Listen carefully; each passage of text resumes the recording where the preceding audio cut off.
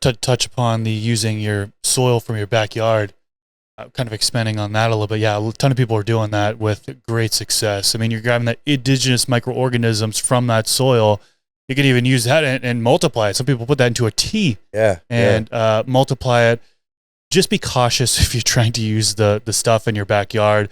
Totally dependent. There's so much variability on whether or not you can use it, depending on where you live, right? Clay, sand. Yeah, clay, sand. I live in the desert. Like, oh, dude. I got a soil test just for fun on my backyard, and a shout out to the soil doctor, Bryant Mason. He's like, yeah, like less than, there was like 1% organic matter in there. So it's like, I would need to do a lot in order to repurpose that versus somebody who lives in an area that's higher humidity or gets more rain, or there's, in forests or woods or whatever, where you've got that biomass coming down from the plants, and there's a soil food web, a thriving soil food web in the medium there in the soil that you can actually take and grow your plants in. So definitely, generally speaking, it's important to get a soil test beforehand, then kind of making adjustments from there. And then getting into the all natural organic amendments that you can add in, right? So like, I think that is a good transition where there are so many different amendments that you can add into your soil that's going to provide the nutrition that your plant needs in order to grow. So I got this book right here in front of me. I'm not sure if you guys have heard it or not. It's an organic cultivation book by Mr. Grow It.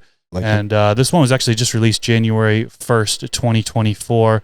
Those pictures look really good too in that one. What's up with that? Pretty recent.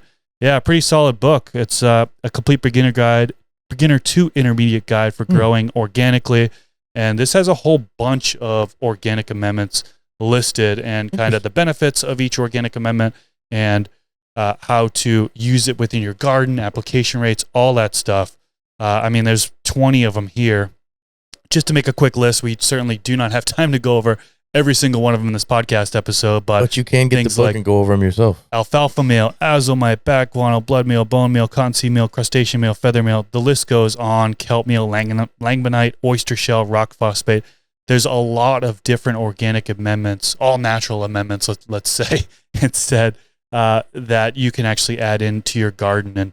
And pick this up if you haven't already. Very affordable book, and the information in there will save you so much money on not buying the complete package somebody else just grabbed and literally put scoops into a bag for you. You can find these individual. This is the Green Goblin tried to explain to me when I was going through the book initially. I'm like, okay, this is a lot easier. It's written down. It's not just, it's easy, just go get alfalfa. Okay, I'm like, bro, you listed 12 ingredients to this recipe. I want one bag. You told me this was easy, but that's where it once you understand what these components are, things like, even adding cover crops. Like I had no idea with alfalfa or clover how it basically pulls nitrogen, fixes the nitrogen in your soil for nitrogen you. Fixers, and it's like, that's not something that I realized. I thought it was just as a cover crop, like a mulch, like a moisture layer, and now I'm like, oh, this is why Troy has a whole garden growing on his garden, because it's basically working for him. You're having a natural alternative to you as the person, labor and chemical, to make this work. And in my opinion, that's the future of growing. It's natural, no-till, just replant, simple pimple. You look at Brandon Rust grow even, it's just simple, easy, and he just tossed the shit in there. He has bokashi, so it's a little different, but he's got a soil bed that's just easy to work with, but he's feeding his soil now. He's no longer feeding his plants.